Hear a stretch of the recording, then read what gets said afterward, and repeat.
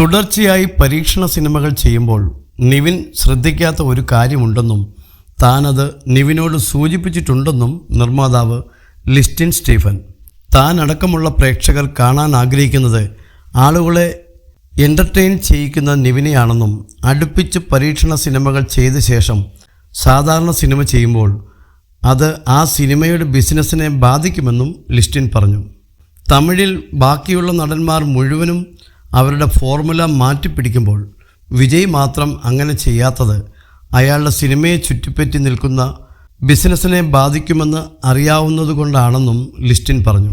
Q സ്റ്റുഡിയോയ്ക്ക് നൽകിയ അഭിമുഖത്തിലാണ് ലിസ്റ്റിൻ ഇക്കാര്യം പറഞ്ഞത്.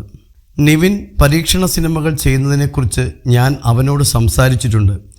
നിവിനെ വെച്ച് സിനിമ ചെയ്യുന്നതിന് മുമ്പേ തന്നെ അവൻ്റെ സാധാരണ സിനിമകൾ തിയേറ്ററിൽ പോയി കണ്ടിട്ടുള്ള ഒരു പ്രേക്ഷകനാണ് ഞാൻ.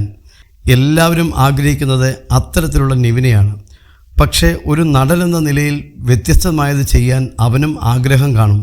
എന്നാൽ തമിഴിൽ വിജയ് ഒരിക്കലും അങ്ങനെ ചെയ്യാൻ നോക്കാറില്ല. ബാക്കിയുള്ള നടന്മാരെല്ലാം അവരുടെ ഫോർമുലയ്ക്ക് പുറത്തുള്ള സിനിമകൾ ചെയ്യുമ്പോൾ വിജയ് അങ്ങനെ ചെയ്യാൻ നോക്കാത്തത് അയാളുടെ സിനിമയെ ചുറ്റിപ്പറ്റി നടക്കുന്ന ബിസിനസ്സിനെ കൂടി ആലോചിച്ചിട്ടാണ്.